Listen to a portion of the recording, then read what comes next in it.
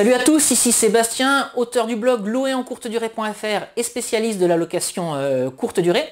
Je tourne aujourd'hui cette vidéo pour vous sensibiliser sur la politique tarifaire que vous devez adopter lorsque vous faites de la location courte durée. Et je vais en particulier vous expliquer dans cette vidéo pourquoi j'ai conseillé à Emeric de refuser une réservation Airbnb à 6 800 €.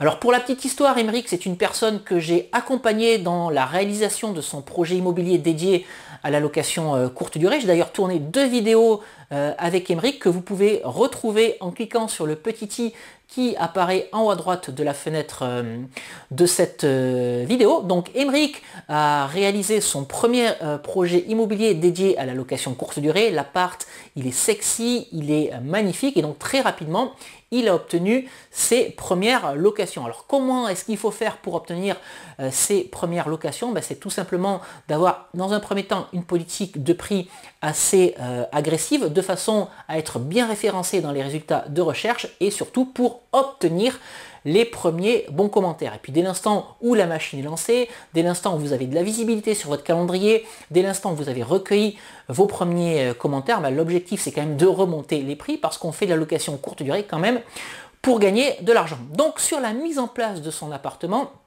j'avais conseillé à Emeric de mettre le prix de la nuit entre 35 et 40 € et peu de temps après la mise en ligne de son annonce Airbnb, Emeric qui m'appelle tout affolé parce qu'il venait de recevoir une demande de réservation pour 6 800 €. Alors je peux comprendre Emeric, on démarre la location, on a potentiellement 6 800 € à encaisser tout de suite. Et pourquoi est-ce que j'ai conseillé à Emeric de refuser cette réservation? En fait, parce que cette réservation de 6 800 €, elle était pour 10 mois. Le prix de la nuit était de 35 €.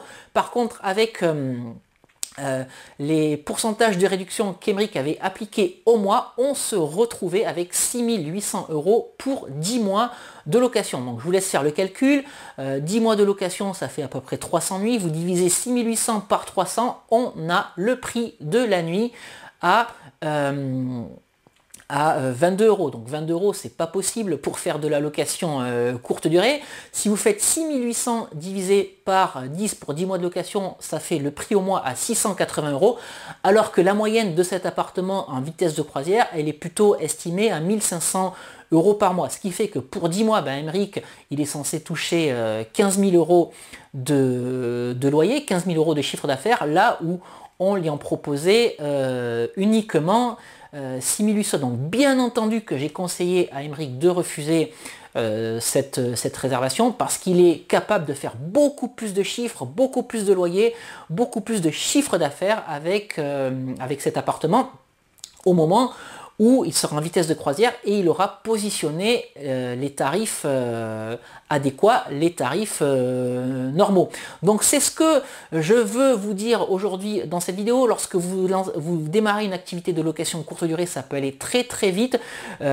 Si votre appartement il est sympa, il est bien situé, vous allez tout de suite avoir des demandes de réservation. Par contre, attention, respirez un bon coup, prenez du recul par rapport à ce qu'on vous propose et bien entendu, si votre politique de prix initiale elle est agressive, encore une fois, pour obtenir vos premières réservations et pour obtenir vos premiers commentaires, surtout n'acceptez pas les réservations de longue durée. Ça peut vous mettre dans l'embarras, ça peut vous faire perdre de l'argent, ça peut bloquer votre calendrier pendant une longue période. Donc encore une fois, refusez ces réservations.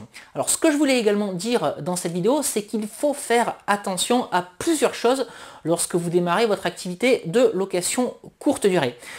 La location courte durée ne concerne que les durées de séjour inférieures à 90 jours. Si vous louez votre logement au-delà de 90 jours, le logement va être considéré comme de la résidence principale. Il ne faut absolument pas que le logement que vous louiez à une personne soit considéré comme de la résidence principale. Donc veillez bien à limiter la durée de location ou la période de location à 90 jours. Donc si la personne souhaite réserver plus longtemps, faites des contrats de location reconductibles de 3 mois, mais surtout ne vous faites pas piéger de façon à louer un appartement qui pourrait être ensuite, ou une maison, qui pourrait être considérée comme résidence principale. Faites également attention à votre politique tarifaire. L'objectif de la location courte durée, je le rappelle, je l'ai déjà dit, mais c'est de gagner de l'argent, donc faites bien attention aux tarifs que vous pratiquez. Je vais prendre un exemple tout simple.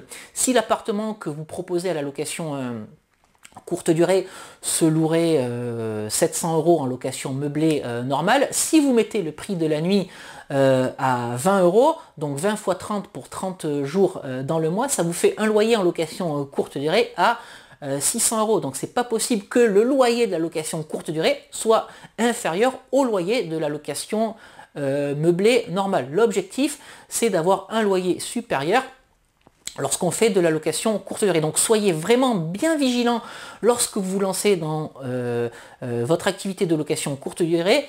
Veillez bien donc à la période maximale de location et baissez vos tarifs de façon à faire appel d'air pour obtenir vos premières réservations, vos premiers commentaires, mais ne mettez pas non plus les tarifs trop bas de façon à vous retrouver avec un loyer inférieur à celui que vous pourriez avoir en location traditionnelle. Et puis surtout, encore une fois, à respirer un bon coup. Les choses peuvent aller très très vite lorsqu'on démarre l'activité de location courte durée. On peut être très surpris par les réservations de plusieurs centaines, voire plusieurs milliers d'euros. Ça, c'est quelque chose qui peut arriver. Donc respirez un bon coup et voyez ce qui est mieux pour vous, soit accepter, soit refuser ces réservations.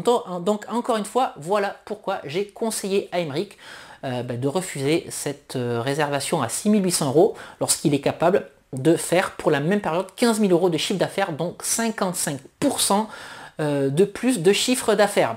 Voilà donc tout ce que je voulais vous dire aujourd'hui dans cette vidéo. N'hésitez pas à la liker, n'hésitez pas non plus à la partager. Et puis, si vous souhaitez en savoir plus sur l'immobilier et la location courte durée, abonnez-vous à cette chaîne pour rejoindre une communauté de plusieurs milliers de personnes passionnées d'immobilier et de location courte durée. Et puis surtout, vous pouvez également télécharger gratuitement les 2 e-books que j'ai rédigés.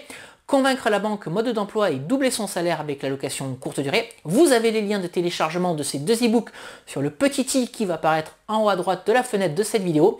Et puis je vous mets également les liens de téléchargement de ces e-books dans la description si vous regardez cette vidéo sur YouTube. Allez, je vous quitte ici pour aujourd'hui. Bon investissement à tous. Faites encore une fois très attention à vos politiques tarifaires et on se retrouve très très vite pour une nouvelle vidéo sur louer en courte durée. À très bientôt. Ciao.